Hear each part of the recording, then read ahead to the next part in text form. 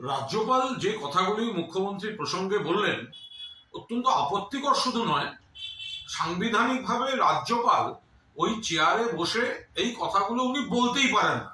উনি ওনার এখতিয়ারের বহির্ভূত কাজ অনেকদিন ধরে করছেন, তারই সীমা ক্রমশ লঙ্ঘন করে চলেছে। এখন রাজ্যপালের যদি অসুবিধা হয় তিনি এখান থেকে চলে যেতে পারেন। আর একটা কথা মনে রাখবেন যে মুখ্যমন্ত্রী নিজেই তার সাংবিধানিক কর্তব্যটা একদিকে রাখেন, অন্যদিকে রাজ্যপালের সঙ্গে দূরত্ব রাখাটা মুখ্যমন্ত্রী নিজেই করেন।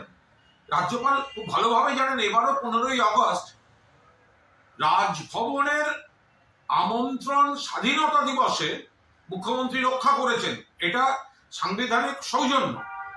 কিন্তু আগাগোড়া রাজ্যপালের সঙ্গে রাজ্যপালের ওই জায়গাটিতে ভেতরে না বসে খোলা বারান্দায় বাইরে বসেছিলেন। রাজ্যপালকে আসতে হয়েছিল মুখ্যমন্ত্রীর সঙ্গে সৌজন্য বিনিময় করতে, অর্থাৎ মুখ্যমন্ত্রী নিজেই রাজ্যপালের থেকে দূরত্ব রাখেন।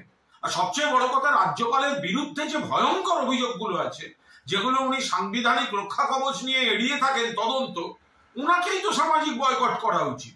তার বদলে উনি সস্তা রাজনীতি করছেন, নোংরা রাজনীতি করছেন।